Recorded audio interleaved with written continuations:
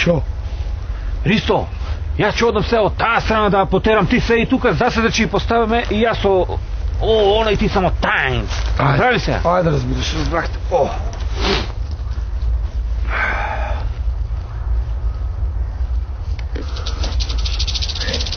Шо бе?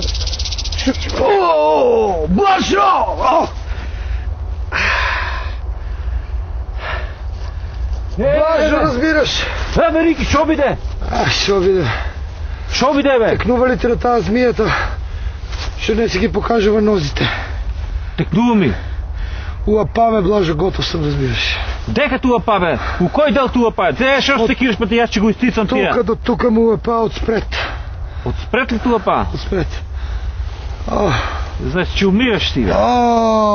Ей, ало, бе, шо биде, бе? Ало? Блажо? Блажа, бе? Море, јас сум Ристо, ти си Блажо. Добро, бе, па ти шо си? Ристо, бе, Рики, бе? Ристе, бе?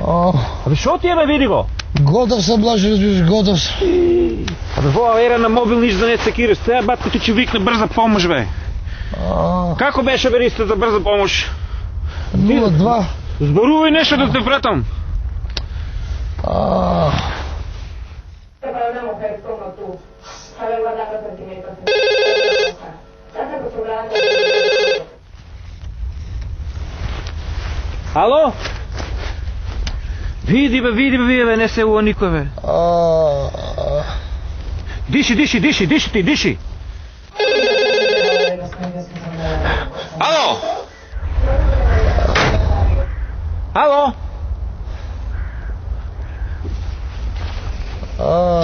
Бе, моли ме, почекайте. Ало? Абе, во не е за чекање, чекай. Рики, бе?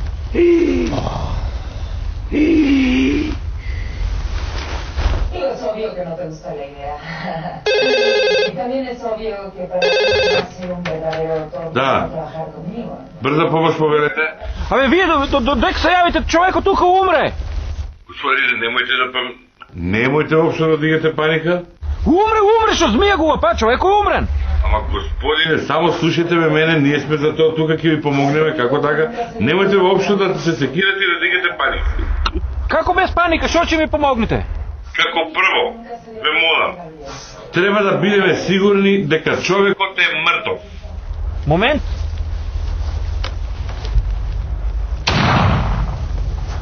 Добро? Понатаму шо?